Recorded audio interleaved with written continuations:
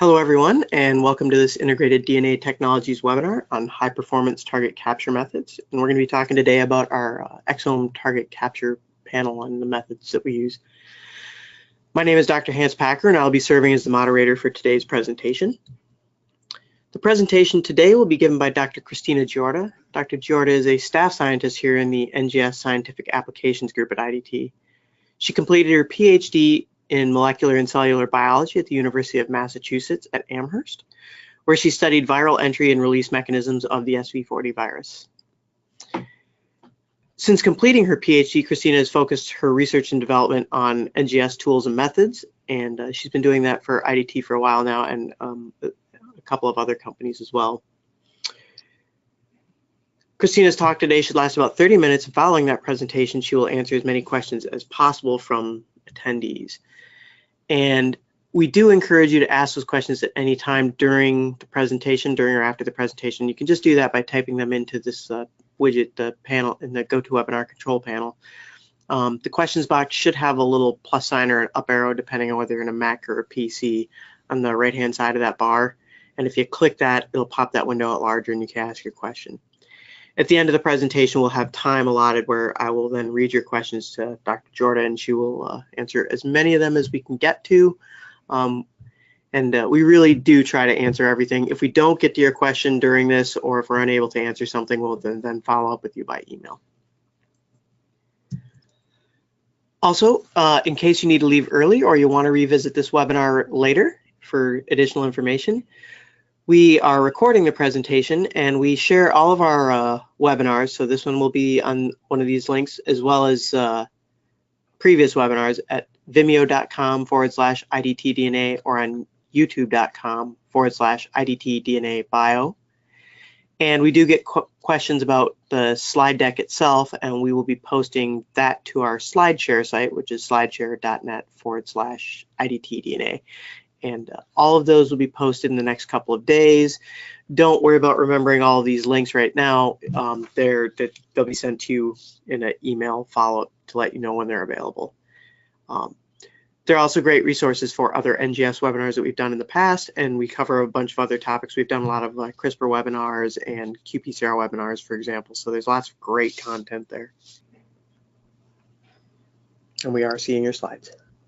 Awesome, great. Well, thank you all for calling into today's webinar. It's really my pleasure to present the analysis that we've done here.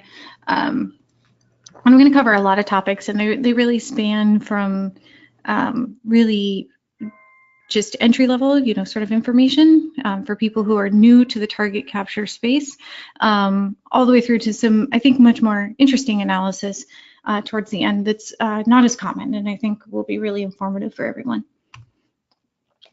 So for today's presentation, I'll be doing a review of exome sequencing. I'll describe our NGS product portfolio, which is called the XGen product line, and you'll see that throughout the slides. And then I'll touch on library preparation and target enrichment. And of course, in the question and answer period at the end of the presentation, I'm happy to answer more detailed questions should you have them. And then I'll get into the meat of the story, which is going to be on exome performance. So we have three different sets of analyses. One is multiplexed capture, which I think people are really interested in, how to get really good quality data from a multiplexed capture. And then we'll also do deep sequencing analysis, and then finally finish on some comparisons between exome and whole genome sequencing. So if you're already calling into this webinar, you have an interest in exome sequencing, and one of the key advantages here is that it is focused on the protein coding portion of the genome, which means that you really are sequencing about 1% of the genome, and that allows you to get really deep sequencing for Mendelian disorders or for cancer therapy studies. And focusing on the protein coding content is also very attractive because it's very interpretable. If you have a mutation or a SNP in an exon that causes an amino acid change, it's very easy to interpret. And I think there's a lot of challenge sometimes in the whole genome space because you get a lot of information, but if you don't get to use it downstream in the analysis, it may have less utility. But it all depends on what you're interested in. So the xGen, the NGS products that we have are focused on target enrichment. So starting with your sample, you can go through library prep with the kit of your interest, and we have lots of customers who order custom adapters for their sequencing platform of interest. And then for target enrichment, we sell xGen blockers. We have a universal blocker mix, which works with a variety of different adapters. And then we also have the lockdown probes. These are used for target enrichment. And we have a variety of different products that I'll talk about on some later slides.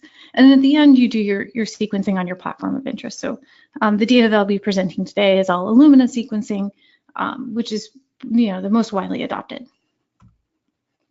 So for library construction, you start with your sample and you do fragmentation. This could be covirus shearing, or it could be an enzymatic method, depending on what workflow you like best. Then you can do N repair and A tailing. Typically, this is a one pot reaction. And then you can follow that up with adapter ligation, do a bead cleanup with Spry or Ampere beads, library amplification, and then another cleanup. And then you're ready for target enrichment. So the structure I've shown on the right here is what the library looks like at that adapter ligation step. So you have your insert here, which has been completed to blunt with the N repair reaction, and then has an A tail added so that you can add these Y adapters for Illumina sequencing. And the adapters have P5 and P7, which are used for cluster amplification on the Illumina platform. And then the sample index is used so that you can demultiplex. So you could demultiplex a capture that was done individually in one capture reaction, but sequenced with other libraries on the same sequencer, or you can multiplex the samples going into capture and then load that mixture onto the sequencer and still assign your unique samples. So going again back to the xGen products that we offer. So for the lockdown probes, these are 120 base pair DNA probes that are biotinylated. We offer a selection of pre-designed panels, and I'll talk about those in more detail later. And then we also have pre-designed gene capture pools. These are sort of unique in that you can order a gene and we already have all the probes designed to tile across it. But we also offer custom probes, so we can make any size custom panel for a customer to support the applications that they're interested in. And then we have xGen blocking oligos. Those are to prevent daisy chaining of your library molecules during your hybrid capture and enrichment. Then we have the lockdown reagents and hybridization and wash buffers. Those are used after hybridization for all of or during hybridization, and then after to remove all the non-specific library molecules that you don't want. And then finally, we have these G blocks, which are gene fragments, and a lot of customers like to use those as spike-in controls for their experiments. So here's an overview of what target enrichment looks like. So you have your library molecules, following that amplification. You add them into your hybridization reaction in the presence of your blocking oligos. So again, this is going to prevent one library molecule from hybridizing to another library molecule and then pulling everything down sort of non-specifically. And then we also have the lockdown probes, which again are biotinylated DNA probes, which are used to enrich for your target regions of interest. And then you can use magnetic streptavidin beads to pull out those target regions. So what's really unique about our product offering is that every single probe that we make is individually synthesized, which allows us to do QC on every single probe, and then do normalization and pooling. And it's really this QC that differentiates our product in terms of performance in the end. And that's what you'll see as a recurrent theme throughout this presentation. So here's another more detailed diagram for what target enrichment looks like. So again, for the library molecule, you have your adapters, which are used for sequencing and demultiplexing, and a blocking oligo, which prevents one library molecule from pulling down another. You have the lockdown probe to enrich for your target region of interest. And then you also include COT1. This prevents non-specific binding during the cleanup or during hybridization and enrichment. So back to that QC that I mentioned earlier. So every single probe that we make, whether it's a custom panel or a stocked panel, is individually QC'd by ECCES. And so this mass spec diagram that I have here is one showing that you have a full-length product, and then you also have a truncated product in synthesis. And so this would fail QC. But once you repeat the synthesis and you see a clean spectra for your new full-length adapter, that would, or a probe, that will go into library or into the final pool. So what was really amazing to me when I joined IDT was really our capacity, because you can see that these are the inventory target enrichment panels that we offer. These range from the Exome, which is 50 megabases, all the way down to a mitochondrial panel, which is, you know, very tiny. But regardless of the panel size and the number of probes, every single probe is QC'd. So more than 400,000 probes get checked before going into the pool, and that leads to really superior performance at the end. And here's an example from a custom panel showing what that really gives you in terms of performance. So this is just a 24 gene panel. This is one lot that was synthesized, and then this is the second lot. And what you can see is really how perfect these correlate with each other. It's really excellent performance and reproducibility. And so that is really wonderful in a custom product that doesn't get some of the extensive QC that you might do for, say, a commercial offered exome. So this is really wonderful performance. So that wraps up my review of sort of the general overview. So I'm going to go on to exome performance, first focusing on multiplexed capture. So we wanted to do a comparative study between our exome and other commercially available exomes, but we also wanted to be as unbiased as possible. So we had the study completed by an independent large genome center. So they did all of the library prep, the hybridization and enrichment for all the various vendors, and then the sequencing. So we're really removed and we're not biased by, you know, our expertise in our own panel. So then to have everything start with an even starting material, what we did was have 12 libraries prepared using the Kappa hyperprep and then pooled together. And then those were split out into each capture. So you're starting with the same material. So if there are any biases present, they're going to be you know, starting at the same place for all the other captures. And then each capture was completed by the vendor's recommendation. So no modifications, etc. And then those multiplex captures were sequenced on a lane of the HiSeq 2500 in high output mode. And then we subsampled to 17 million paired end reads or 51 gigs of sequencing so that we had the same number of reads for all of the panels that we were assessing. And so the reason this is sort of low is just because that was the highest common shared sequencing depth we had for all of the libraries.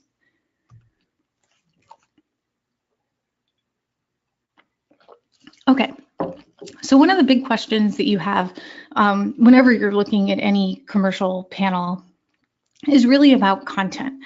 You know, what are you covering and how well are you covering it? So here what I compared was the percentage of the database that's covered by the various panels relative to all these other references for the exome. So you have RefSeq and CCDS, Ensemble and GenCode and Vega. And what you can see is that the overlap is pretty comparable for all of these exomes. They're similar in size, and they really cover these annotated definitions of the exome quite comparably. I would say that vendor I has a little bit higher overlap. However, as you'll see in later slides, there is sort of a trade-off in performance. So it's not just about what's covered, but how well it's covered. So one of the primary and first metrics that anyone would look at for your Hive enrichment is going to be your on-target rate. So this is calculated as the on-target bases plus the near over all of your aligned bases. And what you can see is for the IDT exome, our on-target rate is around 93, 94%, whereas the other vendors, it's quite a bit lower. And so what that translates to is you would have to spend more sequencing for these other panels to get the same level of coverage. So here's an example screenshot from BRAF, a gene that almost everyone has heard of. And I've highlighted exons 14 and 15 here. And what you can see is that, these are actually pretty comparable between all of the vendors in terms of coverage. But one thing that starts to jump out to you is the difference in target space between one vendor and another, the specific position that has been chosen for probe design. So for example, on exon 14, it's a smaller exon here. And for IDT, basically that is our target region, the exon itself. Whereas for some of the other vendors, they start to add padding, etc. And so what we wanted to do for the subsequent analysis that you'll see on the slides is focus on what RefSeq says is the exome as opposed to what each vendor describes as the exome. So all the subsequent slides I'm using RefSeq as the target region. So beyond target enrichment, so the on-target percentage, you want to look at what's the uniformity of your library. So here, this is GP9, and I've shown the RefSeq representation of the gene. So this is the coding portion. And then this is the read pileup that you see for IDT. And what's ideal is that you would have coverage of that target exon, and it would be perfectly flat. You would just cover everything to whatever your mean coverage is, and then you'd have a little bit of slope at the side just because you're due to your library insert size. And as you can see, we do a pretty good job. It's mostly flat. There's some regions that are a little extra coverage, but that's ideal. So what are the ways that you can represent this on a more global scale rather than just on this one gene that I'm showing you? So the first one that I think a lot of people are most familiar with is the percent of reads. So it's really the distribution of coverage. So say your coverage is at 45x, you would really want every read or 100% of reads to be right there. So how tight that distribution is important, and also the position. So with the same amount of sequencing, you would like this point to be as far to the right, giving you the most coverage, as opposed to lower coverage. The other way you can represent this is the percent of bases covered at greater than X. And here you want a step function. You want 100% of bases covered at your mean coverage, and then you want it to go to 0, and then no extra coverage. So this means that it's incredibly, it's basically perfect. And so what you're looking for here is as vertical as possible, and again, as far over to the right as possible.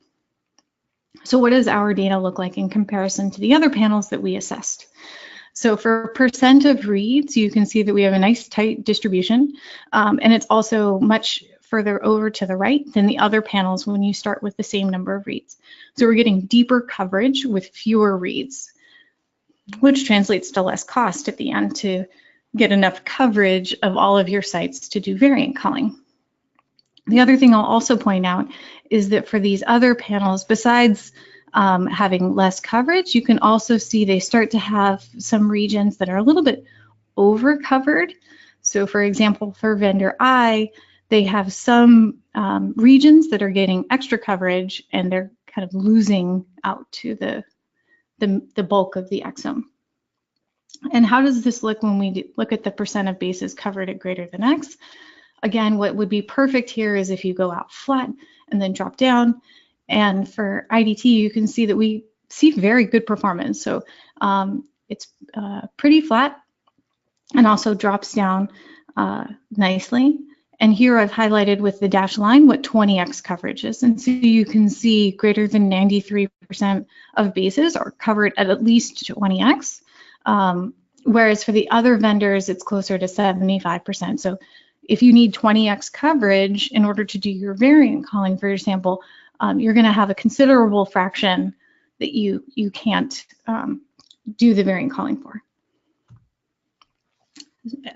So what are the other problem areas for capture? So commonly, other commercial vendors have trouble with GC-rich regions.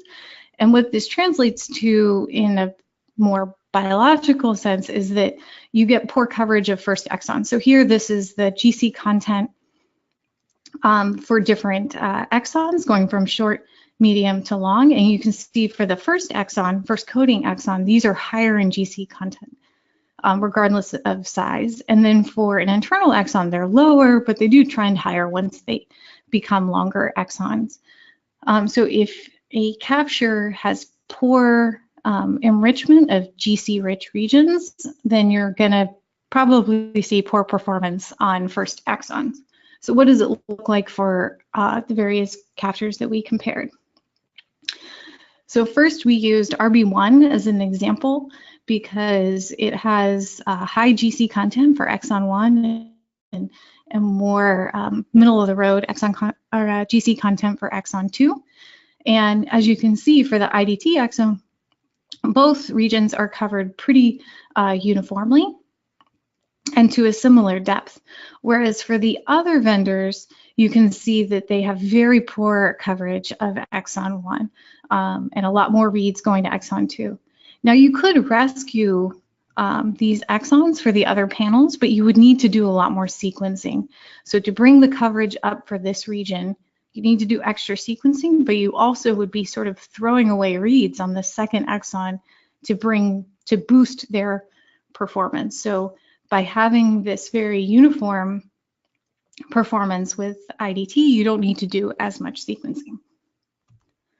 Now, what about on a global level? So again, we're looking at RefSeq here. This is all of RefSeq, how many bases are covered with at least 10x, at least 20 or 30x, versus just the first exon, which is more GC rich.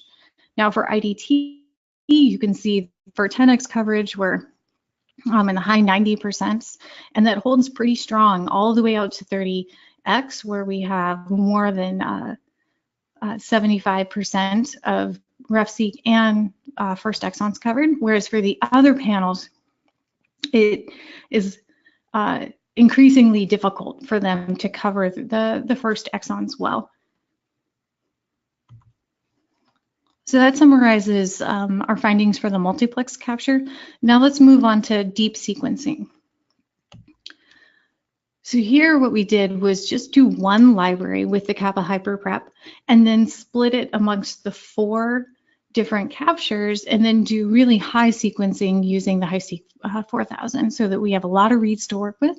And then we can do subsampling to match number of reads and then look at performance, because this is really going to help guide an understanding of how much cost is associated to boost the sequencing of the less uniform libraries. So first, looking at RefSeq, the percent of bases covered at greater than 20x. So what would be perfect is to have this go basically up and then flat. And as you can see, we're performing quite well. And the way you can kind of interpret this is move along the, pick a particular amount of coverage that you're looking for from RefSeq. So let's say you picked like 80% or so, something like that. If you wanted to get 80% coverage with IDT, you might use, 25, 28 million reads, something like that. Whereas for the other panels, you would need to spend all this extra sequencing in excess of 70 million reads to get the same amount of coverage. And so this translates to 2.5 to 4 times more that you have to spend on sequencing in order to boost coverage to get above that 20x threshold. And this becomes even more stark when you look at RefSeq covered at greater than 100x. So again, if you picked that same region here, the difference between IDT with around 160 million reads, you have to go out to beyond 300 million reads for the other captures. That's a lot more sequencing cost. Now, one thing I was particularly interested in is gene coverage. So again, going back to the example we had earlier for GP9, where we had pretty good uniform coverage and everything above 20x with 34 million reads, you can see for the other vendors, they have some regions which are very poorly covered. So again, if you want to do variant calling and say you want at least 20x coverage, all of these would become regions that you wouldn't be able to confidently call variants. So what we did was look at complete gene coverage. So sort of every single exon, did you get at least 20x coverage? So for example, in this case, we get coverage across the board, whereas the others did not. So looking at that more globally, you can see that our coverage really outshines the other vendors that we looked at. So the percent of genes, again, is supposed to go up and then be flat, and you can see we get really great performance across the board there.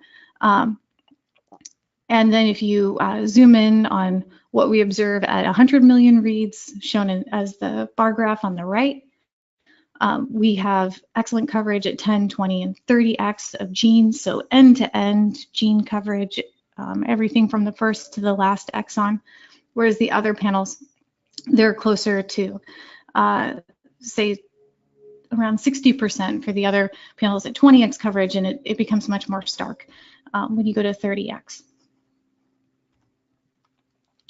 So that summarizes what we found for the deep exome. So what about exome versus whole genome?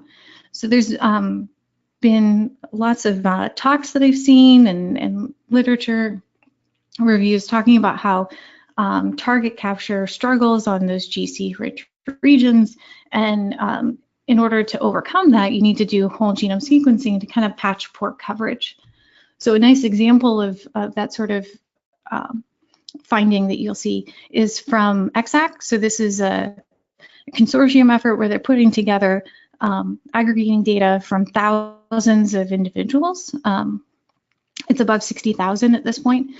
And what I've shown here is a screenshot from their webpage showing the average coverage that they had for those samples. And what you can see is this exon here, there's very poor coverage in here. So you can't confidently call variants with the exome that's being tested here. So what does this look like for IDT?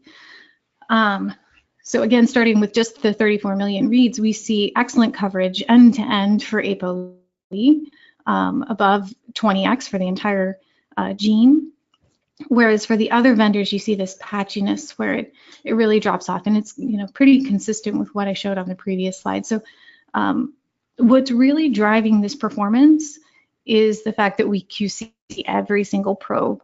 So we get really even performance regardless of GC content, and can really well represent the genome. But we wanted to take this a step further. So we compared the whole genome library that was used for the target enrichment of the different panels. So it's exactly the same starting material. And we looked at the average or the mean coverage of every exon in either the capture, which is on the y-axis, or whole genome sequencing, which is on the x-axis. And so what would be perfect is for this to be more of like a diagonal, indicating that they're concordant with each other. So what made it into a whole genome library made it through capture, enrichment, and sequencing. Now what you'll see for the various vendors is they have a bunch of regions. Sorry, my pointer is a little delayed, that are well represented in the whole genome sequencing. So they're far out on the X, but they're really low on the Y axis because they're poorly covered. So all of these red regions are also GCrich. So it's sort of the same theme that I talked about earlier. There's a common struggle that's observed on the other panels for GC-rich content. And besides having much better concordance between the IDT exome and whole genome sequencing, you can also see that the profile between GC content actually flips compared to the other panels, which is pretty cool. But really, you're representing your starting material much better with the IDT exome than you are with the other panels. So in conclusion, the research panel really exhibits superior uniformity. This translates to then needing less sequencing at the end for coverage of your regions of interest. It yields the most complete coverage of RefSeq, and it's the only commercially available exome that doesn't have reduced first exon coverage. And if you want to achieve that greater than 20x coverage, you can cover 94% of RefSeq with just 40 million reads, which translates to 2.5 to 4 times less than any other exome panel. So this means that you can multiplex your samples and sequence more samples for less money, basically. And our coverage profile resembles whole genome data the best of anything that we looked at. So with that, I will switch it over to Hans and ask if we have any questions. Thank you. All right, thank you, Kristina, for that presentation. If you haven't already done so, you can enter your questions into the questions box in the GoToWebinar control panel, and I will read as many of them as possible to Dr. Giorda. And yeah, we should be able to get through quite a few of them in the time that we have left. So I guess we'll just get started here. I think that this is actually a question. I think this came from slide 22, Kristina. Somebody was asking about what the y-axis scale was on the data panels, if there was a different scale used on 22 or 20? Maybe it's 24. Yeah. Oh, yes. So the scales are different. So they're labeled in the upper box for each one. So 0 to 89x coverage. So the IGV was scaling to what was in the window. And so to make it more obvious where 20x coverage would be, I added the dashed lines in the label here. Oh, okay. So yes, each one is on a different scale, but it's labeled and the 20x coverage is highlighted with the dashed line. Okay. So we have a couple of questions about just the configuration of the probes themselves. So are they DNA or RNA probes? Yeah, so they're DNA probes, and they're 120 base pairs in length. Is there an advantage to using DNA over RNA probes? So I believe that there are some advantages for RNA in terms of TM. However, because our probes are so long and such high quality, you see better performance with these than you do with RNA. I know, I think I remember from some of the original development of the RNA probe technologies, they saw nice binding, basically, between DNA and RNA as a hybrid, but you can see even better performance with the DNA probe if it's high quality. I got to step back to the previous question. I actually I missed this part of the question when I asked it. They were asking about the data from the first exon slide. So that's a couple of slides before that, I think. So this one? Maybe 19, yeah. Yeah, so again, I've labeled the axes because they are different, but the first and the second exon are always the same for each vendor. So 0 to 64, 0 to 64.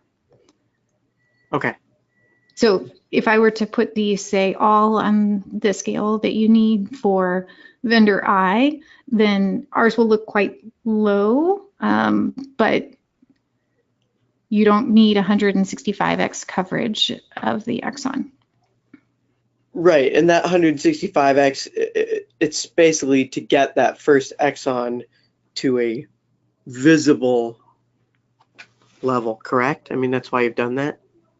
It's actually to keep this second exon on scale. So if I were to zoom these into 20x coverage, these wouldn't be covered at 20x, but then this would be off scale, so you wouldn't be able to see the distribution of reads.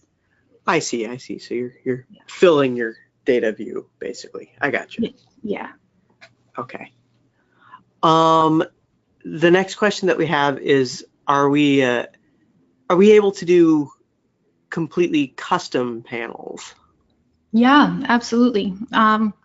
So we can make completely custom panels. We help customers with design. So if you have target regions of interest and you need help with probe design and probe placement, we can do all of that.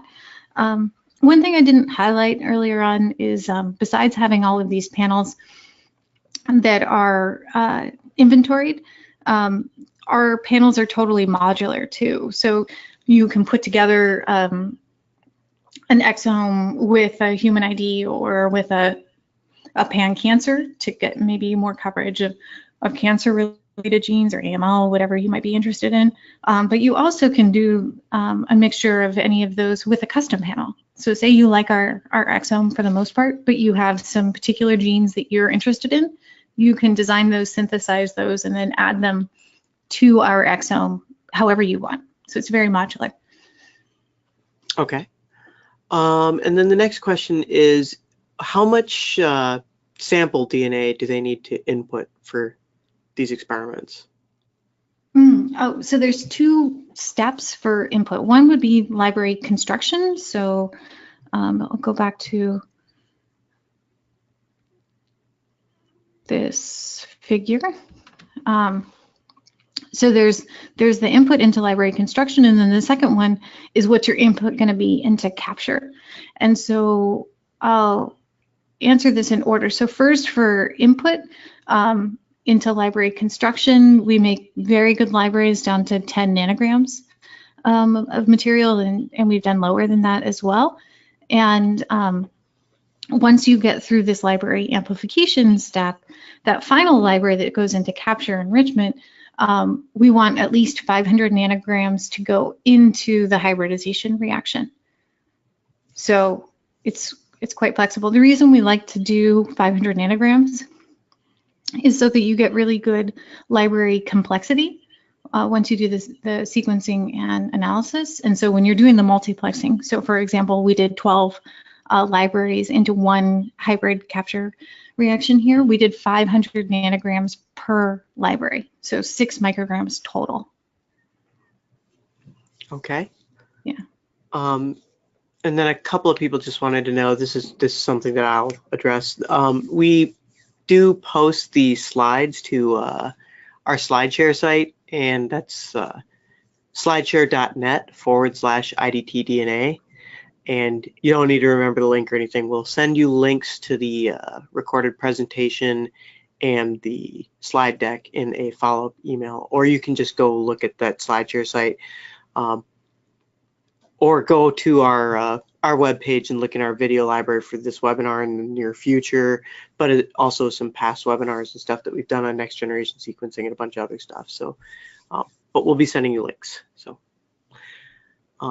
If you do have any questions, go ahead and enter them into the questions box right now. They seem to have kind of tapered off here a little bit. Otherwise, we can wrap up.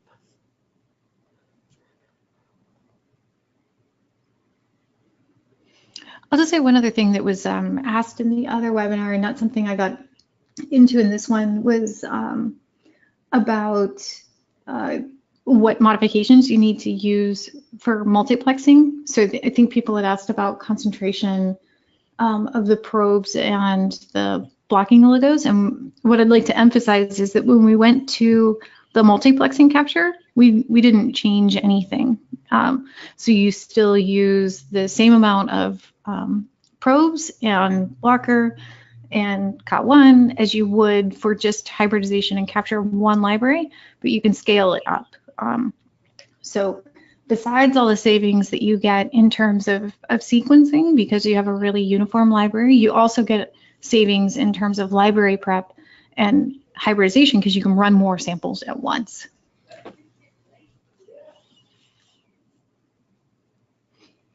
Okay, so that looks like that's it for the questions. Like I said, we'll be sending you links to the slide deck and the recordings pretty soon. Kristina, that was great. If anybody does have any other questions, you can go to the IDT website, so idtdna.com, and we have the contact us page on there. And if you email your local contact person or call your local contact number, then they can put you in touch with somebody to answer your questions. All right. Thank you, Kristina. I guess that's it. Great. Thank you. Have a good day. Thanks, everyone.